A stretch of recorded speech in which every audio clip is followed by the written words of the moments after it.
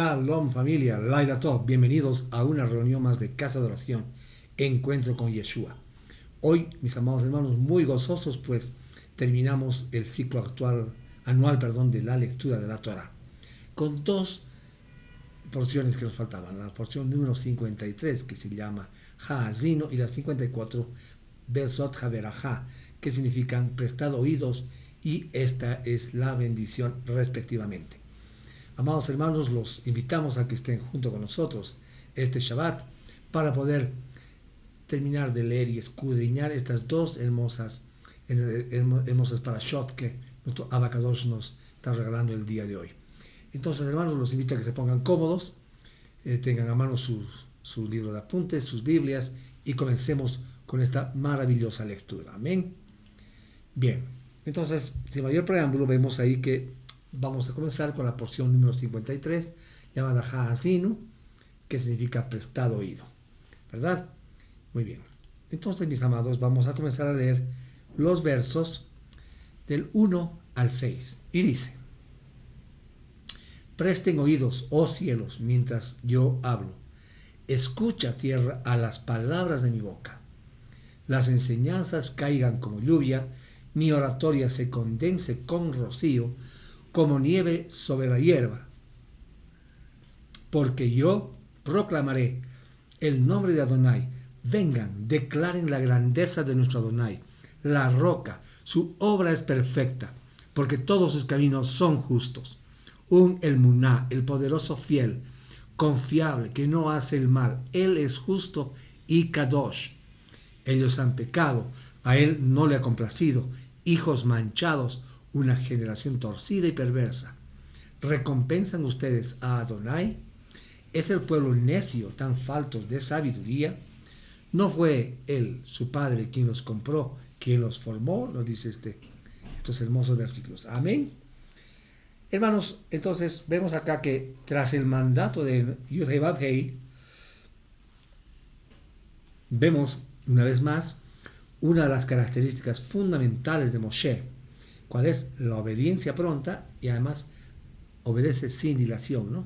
Lo hace inmediatamente. En esto, hermanos, aprendemos que cuando nuestro Abacadosh nos encomienda una responsabilidad, la tenemos que realizar a la mayor brevedad posible, de manera muy rápida, diligente, ¿verdad? La esencia de este cántico que estamos leyendo demuestra cómo Moshe devela ante el pueblo de Israel todos los acontecimientos de su futuro, ¿verdad? Y lo hace iniciando el recorrido desde la creación del mundo, de los pueblos y de Israel, finalizando en los días del Mashiach Yeshua en su segundo advenimiento.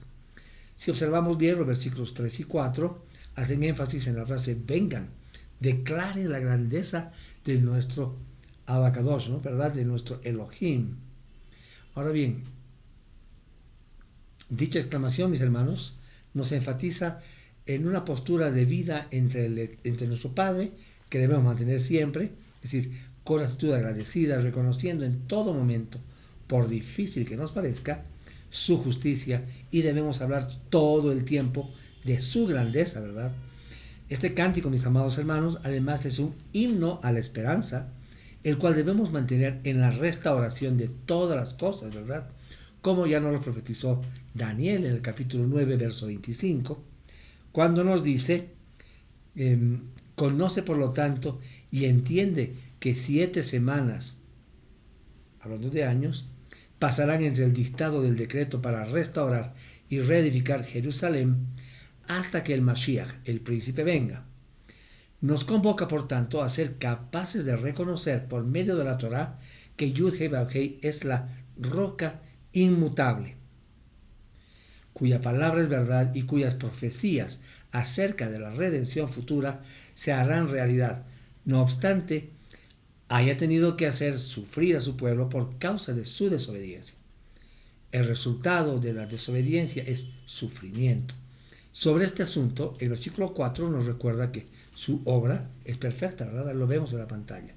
Que además de su inmenso poder, los juicios de nuestro Abba, de nuestro Padre, son precisos y son ecuánimes. Entonces jamás el rencor se va a adherir a sus juicios. Él recompensa a los que obedecen su Torá, aunque en ocasiones nos parece que tarda. A pesar de nuestra persistente incomprensión acerca de su forma de obrar, nuestra fe ha de sostenerse en plena convicción de que su obra es perfecta, ¿verdad? Y de esto justamente nos habla el texto en 2 de Samuel 22:31, perdón, que dice: en cuanto al poderoso, su senda es perfecta. La palabra de Yud-Heh Vav-Heh es fuerte y ha sido probada por el fuego. Él es protector de todo lo que pone la fe en él. En el versículo 5 se deja la reseña y claridad de que el Eterno está excluido de toda corrupción, ¿verdad? Bajo ningún concepto se puede negar, mis amados hermanos, que la corrupción no solo existe en este mundo, sino que impera a todo nivel. A pesar de lo anterior, mis queridos amados hermanos, en este pasaje la Torá nos deja ver con claridad que quien está detrás de todo esto es el hombre mismo, por su obstinado corazón y constante desobediencia al mandamiento de Yud-Heh Vav-Heh. Es decir, nos dice que es una generación perversa y torcida, ¿verdad? Ahora, esta es una denuncia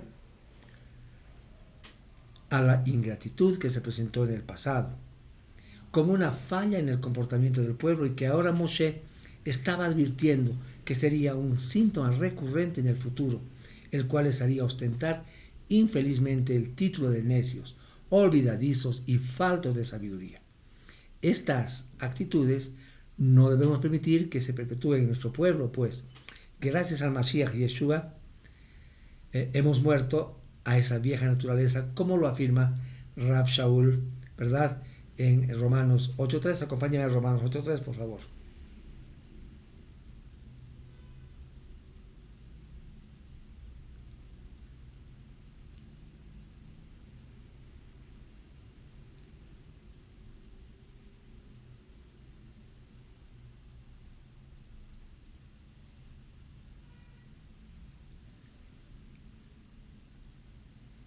Bien, dice entonces, porque lo que la Torá no podía hacer por sí sola, ¿no es verdad?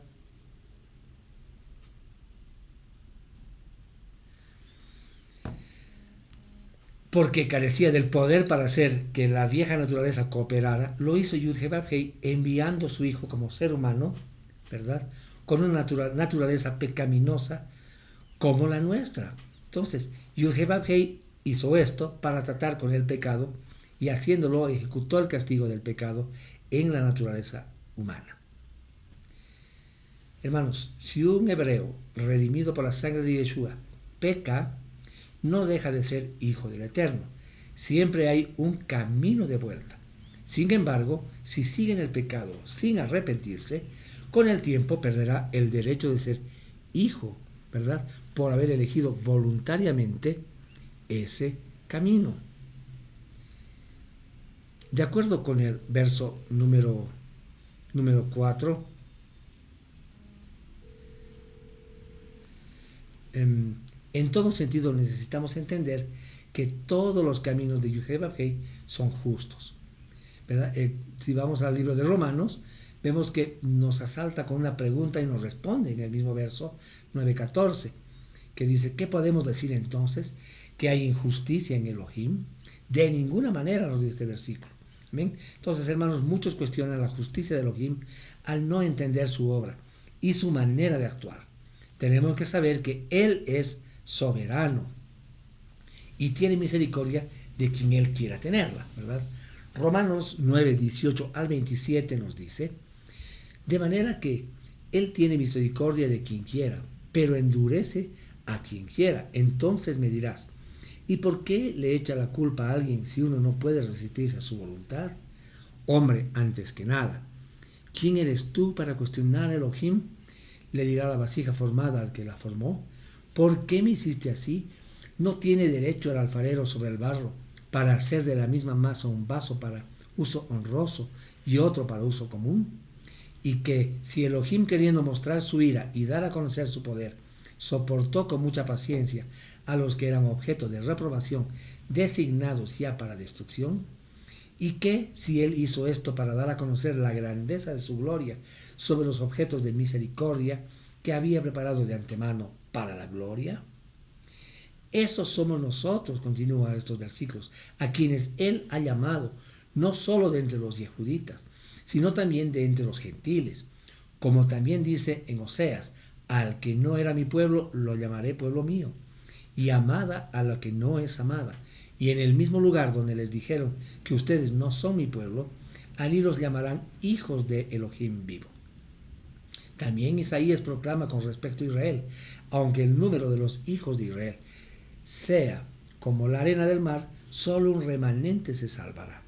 Hermanos, cuando nos suceda algo que no entendamos, no debemos cuestionar la justicia divina, ¿verdad? Si alguien nos humilla, no es por nosotros por quien hay que orar, sino más bien por aquellas personas que en vez de ser usados como vaso de honra, ¿verdad?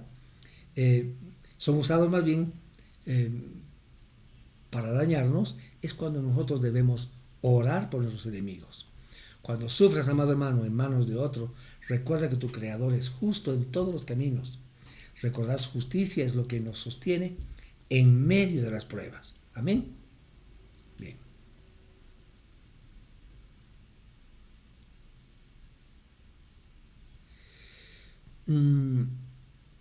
Vamos, lean ustedes Apocalipsis 15:3, Apocalipsis 16:5, que es cuando habla de generaciones perversas. Sí, esos. Ok, vamos a leer los versículos del 7 al 9. Recuerden cómo eran los días de antaño. Consideren los años de épocas pasadas. Pregunta a tu padre, él te dirá. A tus ancianos, ellos te informarán. Cuando el Elión Altísimo dispersó a las naciones, cuando dispersó a los hijos de Adán, estableció los límites de las naciones según el número de sus malachim, y tomó a su pueblo, Jacob, se reservó como herencia a Israel. Amén. Hermanos, aquí vemos y continuamos con ese mensaje de exhortación, ¿verdad? Y Moshe sigue exponiendo en su discurso profético, reafirmando el hecho de que los pecados del pueblo del Eterno reflejaron y van a reflejar siempre una completa falta de visión e ingratitud hacia nuestro Abacadosh.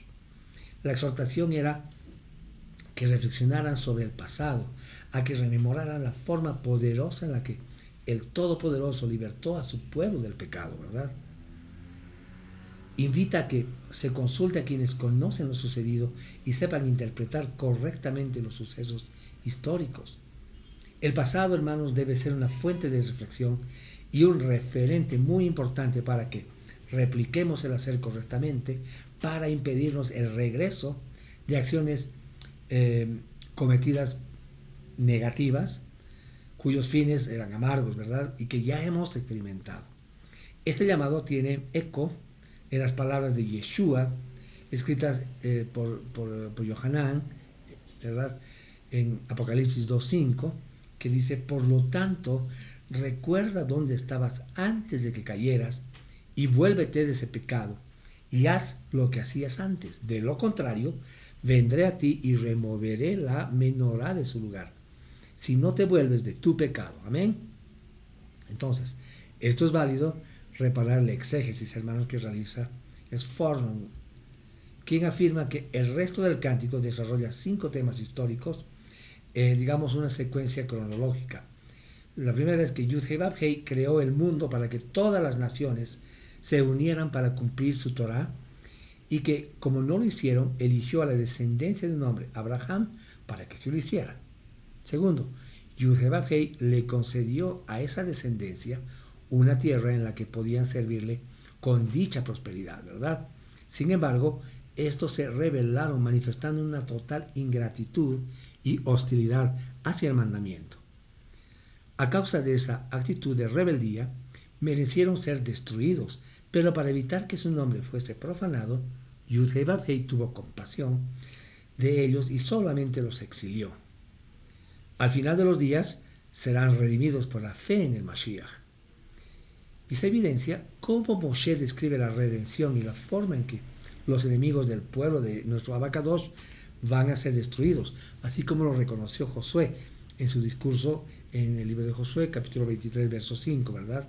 Que dice, Yudhebab Heitu Elohim los echará delante de ustedes hasta que totalmente perezcan, y él enviará contra ellos las bestias salvajes hasta que estén totalmente destruidas, y sus reyes de delante de ustedes, y ustedes hereden su tierra, como Yudhebab Hei, su Elohim, les dijo a ustedes. Ahora bien, el profeta Isaías, plenamente convencido de la victoria futura sobre los malos, tiene deseos sobre el pueblo del Eterno. Y así lo expresó en Isaías 26:11, ¿verdad? Cuando dice, oh Yud-Hei-Bab-Hei, tú levantaste tu mano, pero ellos aún no vieron. Aún así, con vergüenza, ellos verán tu celo por el pueblo. Sí, fuego devorará a tus enemigos. Hermanos, haciendo una referencia con Tehilim 110, también se menciona en Lucas 20:43 que Yud-Hei dijo a mi Adón, a mi Señor, siéntate a mi mano derecha hasta que ponga a tus enemigos, ¿dónde? Por estrado para tus pies. Amén. Bien. El 10. Él mantuvo su pueblo en tierra de desierto, en un aullador desolado desierto. Él lo protegió y lo cuidó, lo guardó como la pupila de su ojo. Hermanos, como la pupila de su ojo. Esto es una oportunidad más para analizar este eufemismo o alusión empleada, ¿verdad?, por el autor de este libro, seguramente con el fin de hacer un mayor énfasis en su discurso, el cual se hacía recurrente y motivacional. Él afirma que Yud-Hei velaría por su pueblo durante la travesía por el desierto, haciéndolo de manera continua, rodeándolo con sus nubes protectoras, dándole inteligencia y comprensión por medio de la Torá y protegiéndolo del peligro de los enemigos de turno.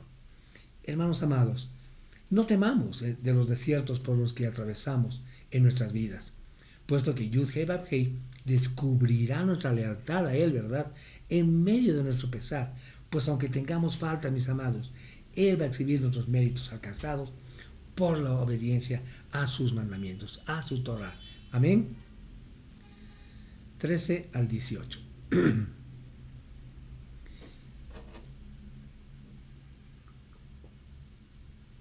poquito de agua.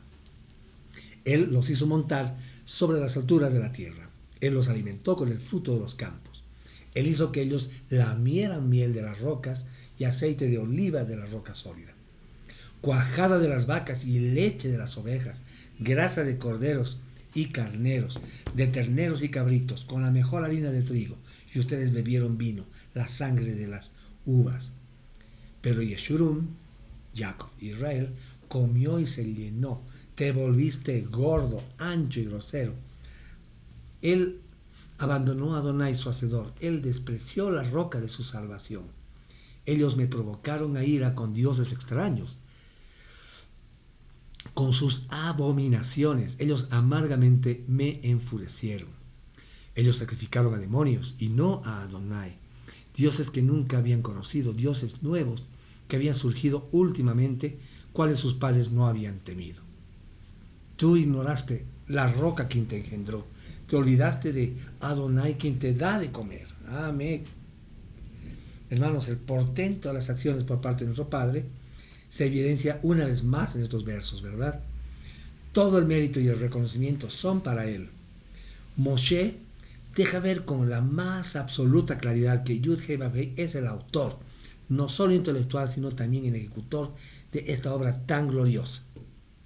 Esta afirmación da paso a una nueva área temática acerca del asentamiento de la tierra prometida, de su pueblo y su desarrollo milagroso.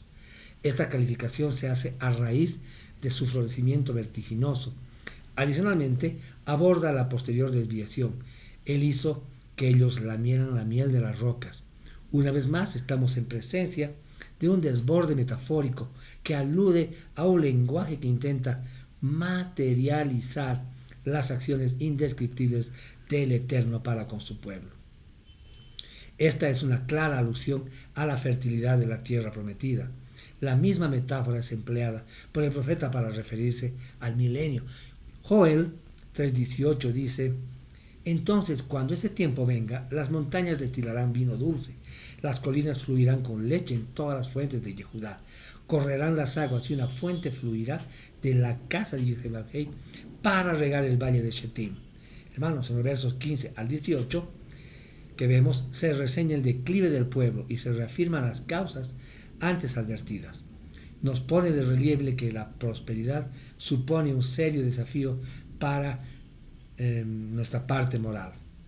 Entonces, antes de pedir ser prosperados, hermanos amados, debemos asegurarnos de que los principios de integridad que nos son transmitidos por la Torá han calado tan hondo en nuestro ser que no seremos resquebrajados por el vendaval de la opulencia.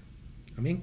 Entonces, sin lugar a duda, el ser humano, hermanos, no ha ejercitado en la obediencia al mandamiento, tiende a dar entonces, como vemos, rienda suelta a sus malas pasiones, justo en el momento en el que éste posee los recursos suficientes. Es posible evidenciarlos en las estadísticas para contemplar el relato bíblico. Israel no pudo por esta causa superar esta prueba. Entonces dice Yeshurum, Jacob, Israel engordó. Entonces esta es la primera vez que en la Torá se emplea el término Yeshurum para referirse a Israel. El mismo denota rectitud, justicia, alude a lo que es recto o derecho en cuanto a su dirección. Nos enseña que el pueblo de Yehudá en su promesa es único y se encuentra a la altura de su vocación. Sin embargo, ¿verdad? Aún en esta condición y a pesar de recibir este respetable título, se nos advierte que si no sometemos nuestros deseos al cautiverio de la obediencia, el mandamiento, incluso con este título, vamos a sucumbir. Amén. Bien. 32, 20. 19 y 20 leeremos. Adonai vio y fue lleno de celos y fue provocado por la ira de sus hijos e hijas. Ellos provocaron mi celo con eso que no es Adonai. Me han exasperado con sus oídos, yo provocaré el celo de ellos con eso, que no es una nación, y los enfureceré con una nación nula de entendimiento. Pero nos vamos a quedar en el 20. Él dijo, yo esconderé mi rostro de ellos y veré lo que será de ellos en los últimos días, porque ellos son una generación perversa, hijos en los cuales no hay fe. Hermanos, Moshe introduce acá en su discurso un lenguaje en tercera persona que deja ver el accionar profético de nuestro Padre, anunciando de esta manera el abandono de la providencia divina, ¿verdad? Y podemos recordar esto, lo dicho en Deuteronomio 31, 17 al 18, ¿verdad? Eso pueden leerlo ustedes, por favor. Y complementan con Segunda de Reyes 17, 11. El 21, ahora sí. Ellos provocaron mi celo con eso que no es Adonai, que me han exasperado con sus ídolos. Yo provocaré el celo de ellos con eso que no es una nación, y los enfureceré con una nación nula de entendimiento.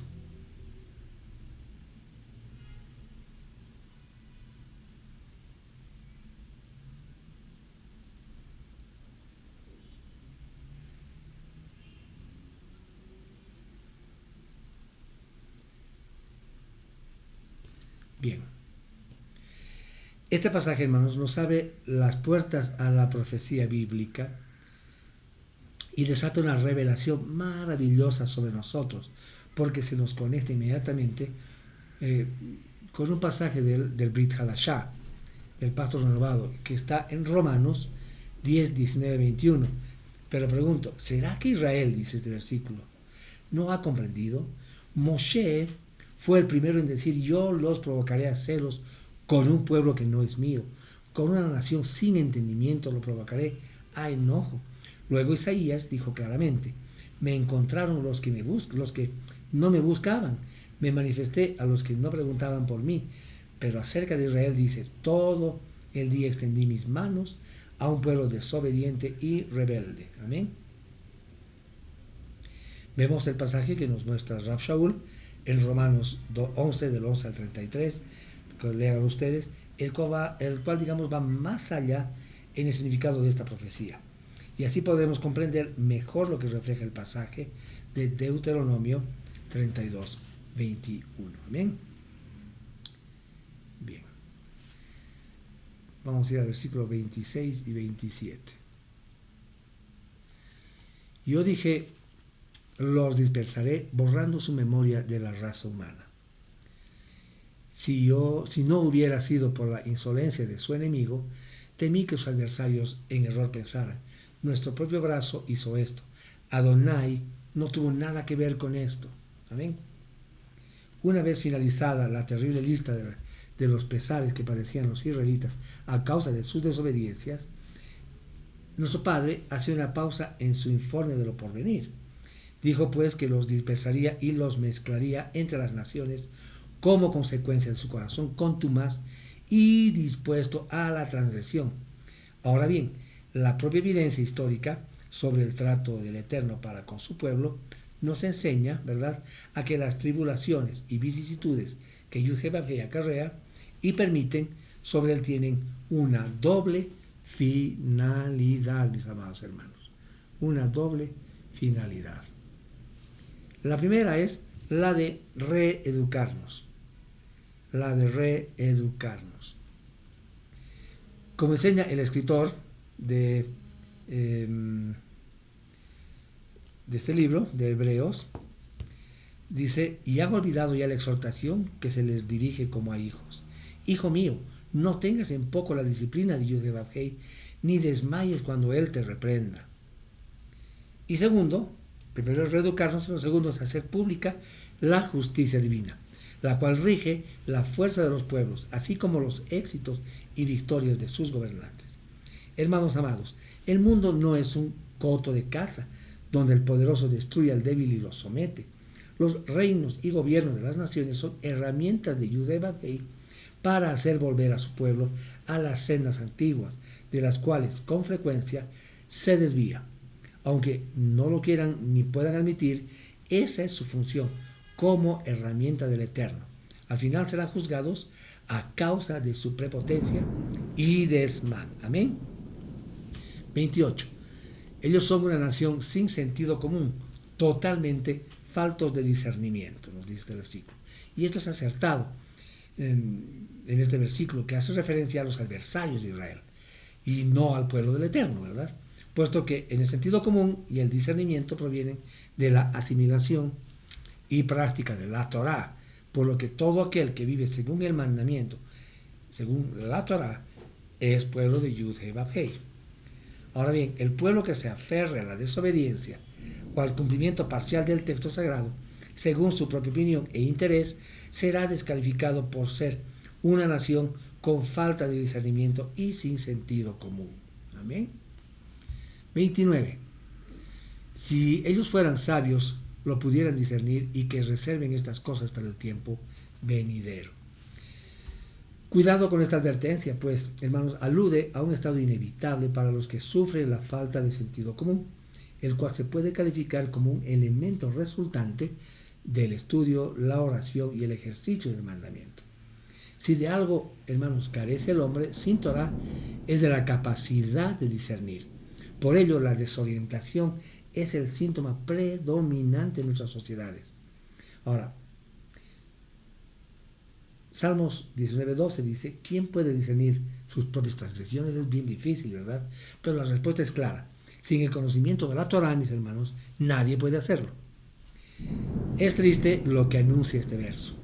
Cuando vino el Mashiach, todos estaban cegados, ¿verdad? Como ya se vio anteriormente, para darle a los gentiles la oportunidad de entrar y disfrutar de esa savia del olivo. De la misma manera que las ramas originales del gran árbol del reino de Elohim y miembros del tronco que es Yeshua, ¿verdad? Amén. 32-35 dice, en el día de la venganza yo recompensaré para el momento cuando su pie resbale, porque el día de su destrucción está llegando pronto, su condena se está apresurando sobre ellos. observen, hermanos, cómo continúa el tono de Moshe de advertencia, ¿verdad? Que a su vez profetiza una condición cercana. Llegará un momento, hermanos, en el que la ceguera que nuestros antepasados, obedientes al Eterno, han extendido sobre su descendencia, va a terminar, se va a acabar, ¿ok? Amén. La expresión para el momento cuando su pie resbale, hermanos, hace referencia a ese instante en el que quedaremos expuestos a sus juicios, por lo que la venganza y la retribución del Eterno será inminente sobre los desobedientes al mandamiento, y sin dilación se cosechará el fruto de la maldad cometida. Con estas palabras finalizan las aterradoras palabras del cántico. Amén. 32-36. Sí, Adonai juzgará a su pueblo, tomando piedad sobre sus siervos, porque él vio que estaban totalmente débiles y fracasaron en la invasión hostil y se aflojaron. Hermanos, si Yud-Heh-Vav-Heh va a juzgar a su pueblo, una vez que Yud-Heh-Vav-Heh haya propinado el castigo decretado en su juicio, desistirá con respecto a sus sirvientes, sus siervos, ¿verdad? Lo que resulta muy alentador es leer que incluso en su momento de mayor oprobio a los redimidos se les identifica por la Escritura como siervos de Yud-Heh-Vav-Heh. Amén. Amén. 37-38. Entonces él preguntará, ¿dónde están sus dioses, la roca en la cual confiaron? ¿La grasa de sus sacrificios que comiste y bebiste, el vino de la libación de ellos? Deja que él se levante y te ayude. Deja que te proteja. Wow. Entonces, hermanos, debe conocerse que nuestro Abacadosh no castiga con el propósito de expresar su enfado, ¿verdad? Él no es como un hombre lleno de ansias de venganza. El castigo, mis hermanos, pretende ofrecer una penitencia por el pecado cometido, con lo que pretende conmover al pecador para que reconozca que debe arrepentirse y volverse al Eterno. Amén. 39 dice, he aquí, yo aún soy Él, y no hay Elohim aparte de mí. Yo pongo a muerte y yo revivo, yo hiero y yo sano. Nadie salva a nadie de mi mano. Amén. Aquí, hermanos, hay otro texto en la Torah de Moshe que habla de la resurrección de los muertos. Yo pongo a muerte y yo revivo. Amén. Hermanos, este texto nos enseña que la resurrección va a suceder en relación con la última guerra contra Israel. Mashiach Yeshua, que ejecuta la venganza de nuestro Abacadosh, vendrá en las nubes del cielo, y en ese momento los muertos en el Mashiach serán levantados, y junto con los que viven creyendo en él, serán arrebatados al aire. Pero no se van a ir al cielo, después de haber sido investidos con cuerpos eternos, que serán semejantes al cuerpo de resurrección de nuestro Mashiach Yeshua, ¿verdad? Entonces, vamos a ser juzgados por nuestras obras. Amén.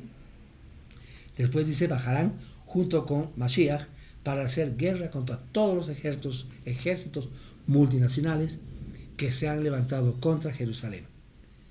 Y de esta guerra es la que hablan en los siguientes versículos, mis amados hermanos. 32 del 40 al 43. Dice, porque alzaré mi mano al cielo y juraré por mi diestra y diré, vivo para siempre. Y si yo afilo mi resplandeciente espada y pongo mi mano a juicio, yo dictaré venganza a mis enemigos y recompensaré a aquellos que me odian. Yo emborracharé con sangre mis flechas, mi espada devorará carne, se hartará de la sangre de los muertos y los cautivos, y la cautividad de las cabezas de sus enemigos que rigen sobre ellos. Alégrense ustedes cielos con él, y que todos los hijos de Elohim nos postremos ante él. Regocíjense naciones con su pueblo, y que todos los hijos de Elohim se fortalezcan en él, porque él vengará la sangre de sus hijos, y se vengará y recompensará a sus adversarios que lo odian. Adonai hará expiación por su tierra y por su pueblo. Amén. Entonces acá vemos que se habla de la última guerra contra Israel antes de la segunda venida de Yeshua. Y este texto concuerda, mis hermanos amados, con el libro de Zacarías, capítulo 14, que habla de la victoria final de Jerusalén, y también se relaciona con Apocalipsis 19, que nos habla del cántico triunfal de la multitud. Amén. Amén. 32:47. Y dice, porque este no es un asunto trivial para ustedes, por el contrario, es su vida. Por medio de ella ustedes tendrán larga vida en la tierra que están cruzando el Jordán para poseer. Hermanos, debemos saber que nuestros esfuerzos por hacernos conocedores de la Torá y obedientes a la misma no son una sin razón. Ella misma nos confiesa que produce vida. Este no es un asunto trivial para ustedes, nos dice, ¿verdad? Si nadie en su sano juicio evaluaría la vida como algo pesado, pasado de moda, ¿verdad? O como suelen decir algunos, refiriéndose al misbot, que una carga que esclaviza. El Midrash en este punto nos dice, la Torah para nada es vacía, y si en algún momento sienten que no les satisface, la falta está en nuestros corazones, y debemos rogar al Eterno para que revele el pecado que causa la inapetencia de la palabra. Pues si la Torah es vida, solo su antónimo, la muerte, que se deriva del pecado, puede estar ocasionando este rechazo, que se asemeja al pensamiento autodestructivo del suicida. Amén. Bien, vamos a irnos al versículo 52 y dice, así que verás la tierra desde la distancia, pero no entrarás a la tierra que yo estoy dando a los hijos de Israel. Hermanos, Moshe imploró tanto a nuestro Abacadosh que le quitara la sentencia y le dejara entrar en la tierra, ¿verdad? Pero Yehová le dijo que no. ¿Cuál fue el motivo para no permitir que Moshe cruzara un pequeño río para pisar la tierra prometida? El motivo, hermanos, no fue solamente enseñar la gravedad de los pecados de los líderes, no fue solamente mostrar la firmeza en sus decisiones. Hay, entre otros, un motivo más detrás de esta decisión. ¿Cuál es? Moshe, el que transmitió la Torah al mundo, el que hizo grandes milagros y habló con Yehová cara a cara, este hombre que había alcanzado el mayor nivel de santidad que un hombre pudiera alcanzar, ¿verdad?, no tenía suficientes méritos ni para pasar por él mismo, ni para hacer pasar al pueblo a la tierra prometida. Solo un hombre podía hacer que el pueblo pasara, y su nombre fue Yehoshua, Josué. Y la forma abreviada de Yehoshua es el nombre de nuestro Mashiach, Yeshua. Esto nos enseña que la obra de Moshe no fue completa. La Torah de Moshe no es suficiente para que el hombre pueda pasar de la muerte a la vida. Ni Moshe mismo pudo pasar a la tierra prometida por causa de sus pecados. Entonces, amados, solo uno puede llevarnos al Olam Jabá, al siglo venidero, y ese es Yeshua. Por medio de Moshe, Yehová designó a Yehoshua, a Josué, como el que iba a ser el líder para hacer pasar el pueblo de un mundo a otro, ¿verdad? Por lo tanto, el que hace caso a Moshe sigue a Yeshua y tendrá la entrada asegurada en el mundo venidero. Amén. Yohanan 11:25 dice, Yeshua les dijo, yo soy la resurrección y la vida. Todo el que ponga su confianza en mí, aunque muera, vivirá. Amén, hermanos. Esta porción, hermanos amados, nos lleva hacia la esperanza del regreso a la tierra, ¿verdad?, la cual perdimos por causa del pecado, ¿verdad? Y es muy hermosa, mis amados hermanos, muy, muy hermosa. Amén. Bien, con eso habíamos acabado la porción número 32, Hazino, ¿verdad? Ahora vamos a comenzar la porción número 33, que lleva por título Vesot Haberajá, que significa y esta es la bendición. Bien, leemos el versículo 1 entonces, y dice, esta es la bendición que Moshe, el hombre de Adonai, pronunció sobre los hijos de Israel antes de su muerte. Hermanos, una de las características de un hombre o una mujer de Torah es que bendice cada vez que abre su boca. Esto nos muestra integridad, ya que un hombre o mujer de Torah sabe dar lugar al juicio de Yehová sobre aquellos que no han hecho lo correcto, ¿verdad? El libro de Santiago, capítulo 3, versos 10 y 12 nos dice, de la misma boca proceden bendición y maldición. Hermanos, no es correcto que las cosas sean de esta manera. ¿Acaso una fuente hecha agua dulce y amarga por la misma abertura? Hermanos, ¿puede un árbol de higos producir aceitunas o una vid higos? Tampoco el agua salada produce agua potable. Hermanos, independientemente de esto, aunque Moshe sabía que había algunos que eran rebeldes y contrarios a su liderazgo, él igual los bendijo, ¿verdad? Y en esto concuerda Rab Shaul en Romanos 12:14, que dice: bendigan a aquellos que los persiguen, bendíganlos, no los maldigan. Amén. Bien, vamos a ver versículos del 2 al 4.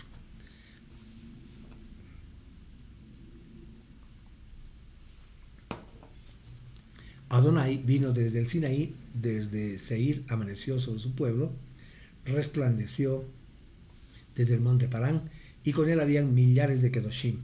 A su mano derecha había una torre de fuego para ellos.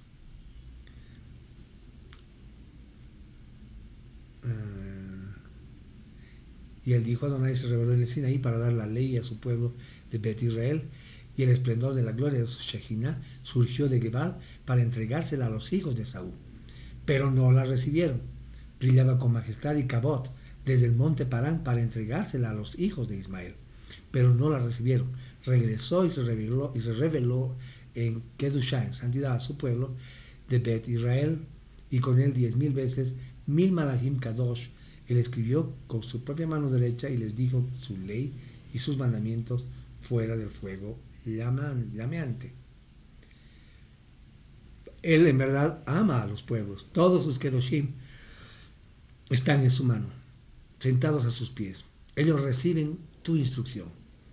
La Torah que Moshe nos ordenó como herencia de las asambleas de Jacob. Amén. Hermanos, la base de cualquier bendición es lo que Yud-Heh-Vav-Heh ha hecho por cada uno de sus hijos. Es decir, que las bendiciones de antaño son la prueba fiel de las bendiciones futuras, ¿verdad? Este mismo principio usó el Melech David en Shmuel Aleph, en 1 Samuel, capítulo 17, versos 34 al 37, que dice: David respondió a Shaul: tu siervo cuidaba las ovejas de su padre. Cuando un león o un oso venía a arrebatar una oveja del rebaño, yo salía tras él, le golpeaba y arrancaba la oveja de su boca. Y si se volvía sobre mí, lo agarraba por la garganta, lo golpeaba y lo mataba. Tu siervo ha derrotado a ambos, leones y osos, y este filisteo incircunciso será como uno de ellos. ¿No iré a golpearlo y remover este día el reproche de Israel? ¿Por qué? ¿Quién es este incircunciso que ha retado a los ejércitos del Elohim viviente? Entonces David dijo: Yud-Heh-Vav-Heh, quien me rescató de las garras del león y de las garras del oso, me rescatará de las garras de este filisteo. Y Shaul le dijo a David: ve, Yud-Heh-Vav-Heh esté contigo. Hermanos, en esta declaración encontramos dos verdades que son de verdad irrefutables.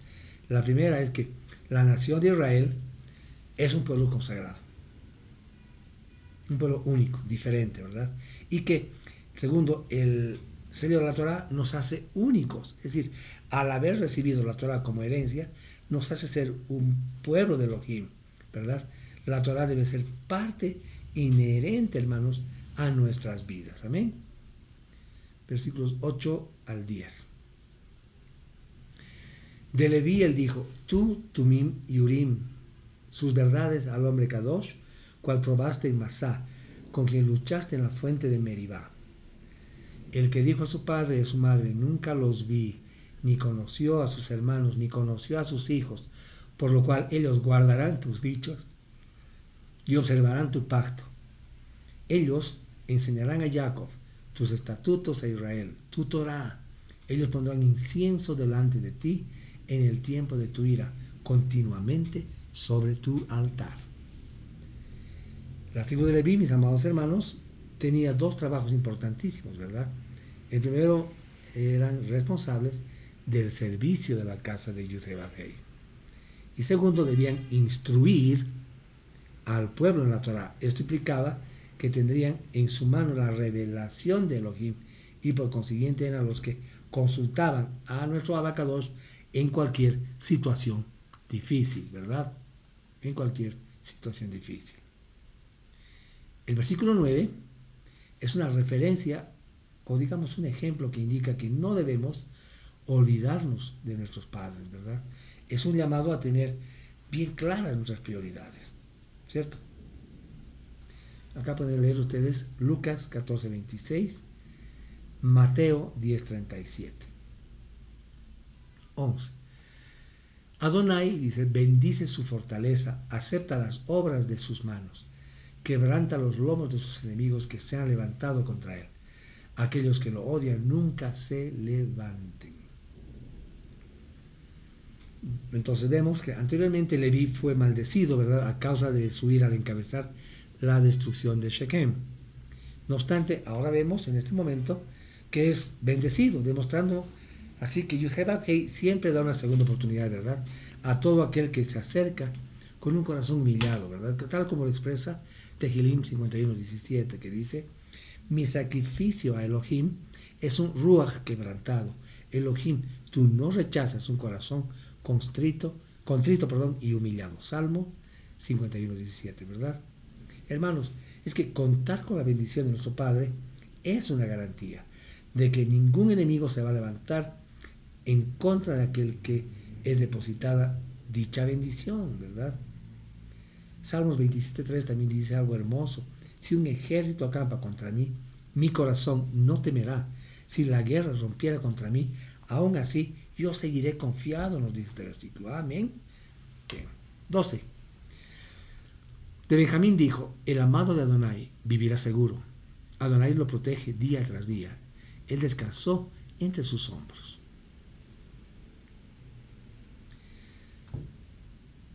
Aquí vemos, hermanos, una bendición especial fue derramada sobre Benjamín, ¿verdad? Puesto que fue el único de los hijos de Jacob que nació en Israel y además el único de sus hijos que no participó en el complot contra Joseph. Fue el que trajo alegría a su padre. Por eso es llamado el amado de Yud-Heh-Vav-Hei y cuenta con su protección. De hecho, el templo, hermanos, fue construido en su territorio y de esa tribu es originaria Rab Shaul. Amén. Bien, vamos a ir al 16 y 17. Con lo mejor de la tierra y todo lo que la llena y el favor de él quien vivió en la zarza ardiente, bendición venga sobre la cabeza de Joseph, sobre la frente del príncipe entre sus hermanos. Su primogénito, toro, la gloria es suya.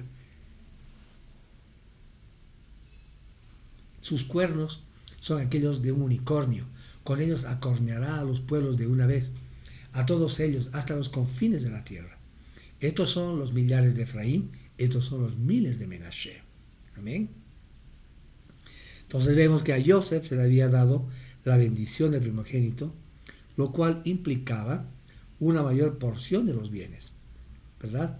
Adicionalmente contaba con la presencia de Yud-Heh-Vav-Hei, lo que hacía mayor su prosperidad y posición con respecto a sus hermanos.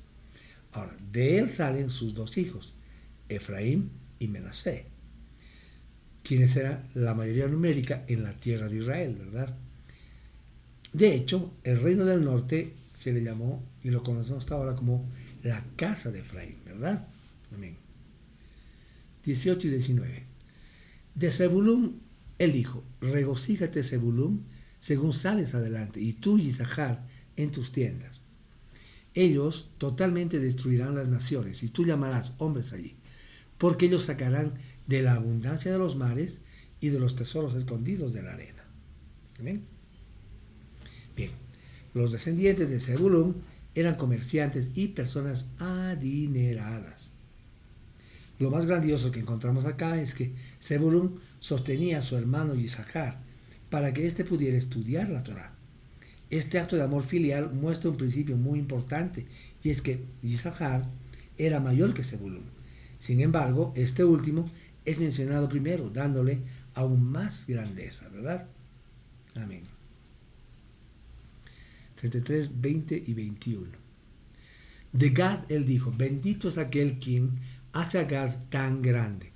Él yace allí como un león, arrancando brazo y corona. 21 nos dice, escogió lo mejor para sí cuando la posición principesca fue asignada.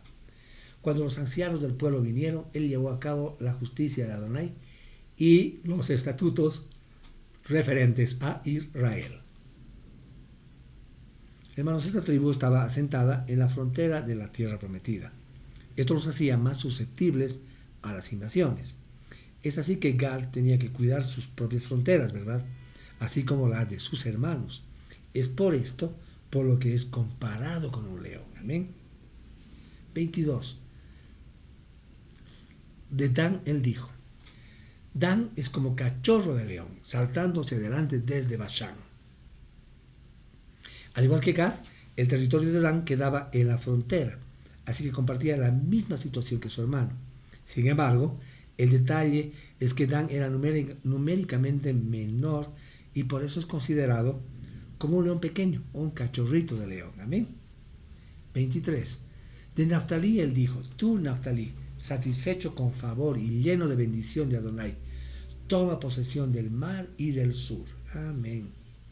Naftalí fue bendecido con una gran, pero gran extensión de tierra, ¿verdad? Una tierra muy fértil en la que se obtenía mucho producto y de muy buena calidad.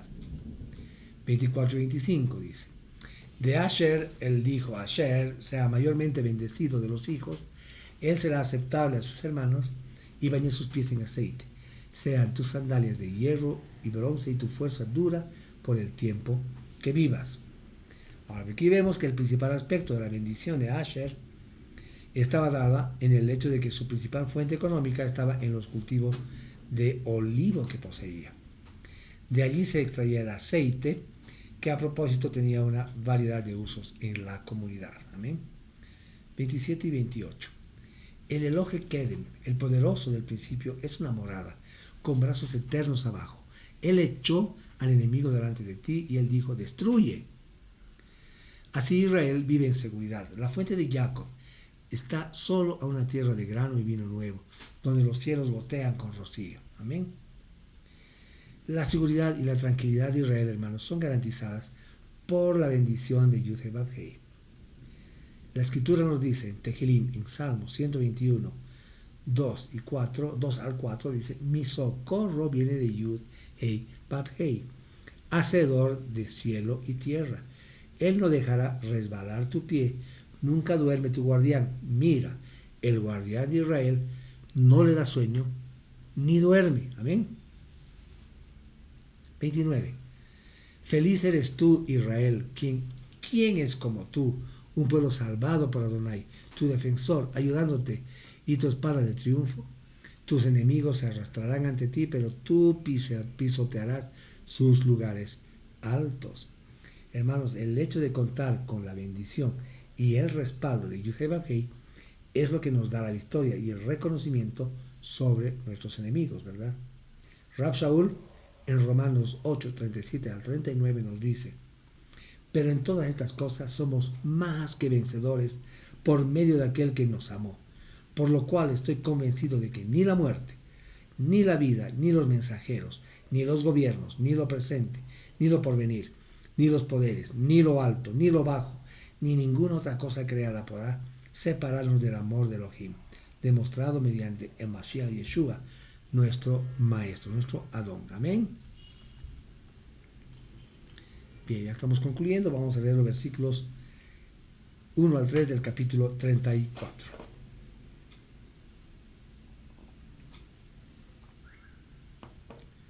Moshe ascendió desde las llanuras de Moab al monte Nebo, a la cumbre de Pisgah, frente a Jericó. Allí Adonai le mostró toda la tierra, Gilead hasta Dan. Todo Naftalí, la tierra de Efraín, y Menashe, la tierra de Judá, todo el camino hasta el mar detrás, el Negev y el Arabá, incluyendo el valle donde Jericó, las ciudades de las palmas de dátiles, hasta Zoar. Hermanos amados, este pasaje nos deja entender que Yud-Heh-Vav-Heh le mostró a Moshe no solo la tierra en su plenitud, sino que también la manera como estaría distribuida tribalmente. Esto nos enseña que la distribución de la tierra prometida no fue hecha por mano de hombre, sino que fue hecha por Yud-Heh-Vav-Heh mismo. Amén. 5 y 6. Así que Moshe, el siervo de Adonai, murió allí en la tierra de Moab, como Adonai había dicho. Él fue sepultado en el valle frente a Peor, en la tierra de Moab, pero hasta ese día nadie sabe dónde está su sepulcro. Amén. Entonces vemos acá que tras la muerte de Moshe se desató una lucha angelical, la cual está registrada en Judas 1.9. Pueden leerlo ustedes. Amén. Judas 1.9, 34.7. Moshe, dice, tenía 120 años de edad cuando murió, con sus ojos sin nublar y su vigor sin disminuir. ¡Wow! El hecho de que Moshe muriera con esas excelentes condiciones físicas es la evidencia, mis amados hermanos, de una vida de completa entrega a Yud-Heh-Vav-Heh. Y es verdad, porque Él así lo ha prometido. Si leemos Tehilim, Salmos 92, del 12 al 15, dice: el justo florecerá como la palmera, crecerá como cedro en el Líbano. Plantados en la casa de Yud-Heh-Vav-Heh, florecen en los atrios de nuestro Elohim. Aún en la vejez todavía dan fruto, están vigorosos y verdes, testificando que Yud-Heh-Vav-Heh es recto. Él es mi roca y no hay injusticia en él. Amén. 8. Los hijos de Israel lloraron a Moshe en las llanuras de Moab por 30 días. Después de esto, los días de llorar y enlutarse por Moshe terminaron. Vemos acá que 30 días de duelo, de la misma manera que lo hubieran hecho por Aarón, ¿verdad? Esto lo hemos registrado en Bamidbar, en Números 20-29. Hermanos, el número 30 está dado por la letra hebrea Lamed y tiene relación con la enseñanza. Entonces, esa era una de las tareas que Aarón y Moshe tenían, ¿verdad? Enseñar Torah al pueblo. 30 en hebreo se dice Sheloshim, que está en el Strong 7970, y quiere decir 30, 30, básicamente. Y Sheloshah significa número primo, 3, tercero, triple, 3 veces, 300, 13º, al tercer día. Amén. Entonces es algo interesante, porque si descomponemos la palabra Sheloshim, vemos que está compuesta por letras Shin, Lamed, Yod y Mem. Shin, Lamed, Yod y Mem. La Shin significa fuego eterno, revelación. Lamed quiere decir aprender, enseñar. La Yod es chispa divina y la Mem es una fuente de sabiduría. Amén. Entonces es la ley de fuego según Deuteronomio 32.2, que es divina. Fue lo que ellos mostraron a través de su vida. Ellos fueron una fuente de sabiduría para el pueblo, mis amados hermanos. Amén. 9. Yehoshua, el hijo de Nun, estaba lleno de ruach, de sabiduría, porque Moshe había impuesto sus manos sobre él. Y los hijos de Israel le escucharon e hicieron lo que Adonai había ordenado a Moshe. Hermanos, una vez impuestas las manos sobre Yehoshua, él quedó establecido como el líder de la nación, con todas las herramientas espirituales necesarias. Amén. Esta práctica, hermanos, simboliza la consagración, así como la investidura de poder y autoridad sobre quien se aplica, ¿verdad? Rab Shaul no comenzó su ministerio hasta que no le fueron impuestas las manos. Amén. Acá pueden leer Hechos 13, 2 y 3. Hermanos, la imposición de manos es una doctrina medular y básica que deben conocer todos aquellos que estamos estudiando la fe hebrea, ¿verdad? Hebreos 6.1.2 nos dice: por eso dejemos atrás las enseñanzas elementales acerca del Mashiach y avancemos hacia la madurez sin volver a poner el fundamento del arrepentimiento, de obras muertas, de la fe en Elohim, de la enseñanza sobre inmersiones, de la imposición de manos, de la resurrección de los muertos y del juicio eterno. Amén. Ahora bien, hermanos, ¿en qué consiste esta doctrina de imposición de manos y para qué, cómo, cuándo se usa? Bien, veamos. Lo primero es que sirve para consagrar a alguien para el servicio a Elohim. Amén. Aquí pueden leer Números 27-23 y también Deuteronomio 34.9. Y también puede ver Hechos 6.6, Hechos 13.3, Primera de Timoteo 4.14, Primera de Timoteo 5.22 y 2 de Timoteo 1:6. Lo segundo que vemos acá es que vemos la llenura, cuando hacen imposición de manos, la llenura del Ruach de Yahweh. Devarim, Deuteronomio 34:9 dice: entonces Yehoshua, hijo de Nun, quedó lleno del Ruach de sabiduría porque Moshe le había impuesto sus manos, ¿verdad? Otra cosa que vemos acá es que podemos bendecir a otros. En Bereshit 48:14 nos dice: pero Israel alargó su mano derecha y la puso sobre la cabeza de Efraín, aunque era el menor, y su mano izquierda sobre la cabeza de Menashe, ¿verdad? Cruzando así las manos, aunque Menashe era el primogénito. Entonces podemos bendecir imponiendo manos, ¿verdad? Podemos transmitir sanidad, como lo vemos en Marcos 1:40-41. Y aquí pueden leer también en 1 Timoteo 5:22, Números 27:18-21. Amén. 34, 10 y 12 al 12. 10 al 12.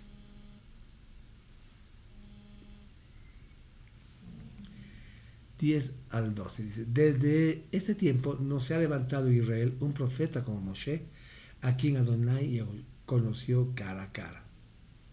El 11. ¿Qué señales y maravillas que Adonai le ordenó hacer en la tierra de Misraim sobre Faraón, todos sus sirvientes y toda su tierra? ¿Qué poder había en su mano? ¿Qué gran terror él evocó delante de los ojos de todo Israel? Amén. Hermanos, no se levantó porque el profeta que es como Moshe es el Mashiach. Este es más que profeta, es el Elohim mismo, ¿verdad? Deuteronomio Devarim 18:15 dice: Yud Hei Vav Hei, tu Elohim te levantará de entre tu propio pueblo a un profeta como yo. A él deberán hacerle caso. Mateo, por su parte, capítulo 17, verso 5, dice: todavía estaba él hablando cuando una nube brillante les hizo sombra y se oyó una voz que salía de la nube diciendo: este es mi hijo amado en quien yo me complazco. Escúchenlo a él, ¿verdad? Amén. Hermanos, la muerte de Moshe, y a manera de conclusión, no fue una tragedia debido a su, avanzada edad, ¿verdad? Su vida fue de obediencia. Israel no fue dejado sin liderazgo. Hermanos, en la vida es necesario pasar por transiciones que nos llevan a otro nivel de fe. Es necesario saber quién es el líder que guiará a la próxima generación, hacia dónde mirar y a quiénes escuchar. Es un tema clave en estos momentos difíciles donde todos dicen tener la verdad, o al menos muchos dicen estar en el buen camino. No podemos dejar que este maravilloso manual de vida, las Escrituras, para saber y discernir qué líderes están en lo correcto y cuáles no, ¿verdad? Una verdad diluida en una mentira es tan dañina, hermanos, como una mentira pura. Hermanos amados, tenemos que ser sobrios porque estamos viviendo tiempos difíciles, ¿verdad? Elohim mismo fue quien sepultó a Moshe. Amén. Amén, hermanos. Y con esto habíamos acabado la lectura del ciclo anual de la Torah. Amén. Como cuando terminamos siempre un libro decimos: Hazak, Hazak, Beniz Hazek. Sé fuerte y que nos fortalezcamos. Amén. Amados, muy agradecidos con nuestro Abacados por habernos permitido este año concluir la lectura semanal de las porciones de la Torah. Le agradecemos infinitamente ese amor que ha tenido con nosotros, ¿verdad? De permitirnos estar juntos en este espacio virtual, pero unidos en un mismo espíritu para adorar al único Dios de Israel, al Ejad, a nuestro Abacados, a Yeshua HaMashiach. Será con nosotros, hermanos, hasta la siguiente reunión de Casa de Oración en Encuentro con Yeshua, cuando volvamos nuevamente a continuar con el nuevo ciclo de la Torah de este año.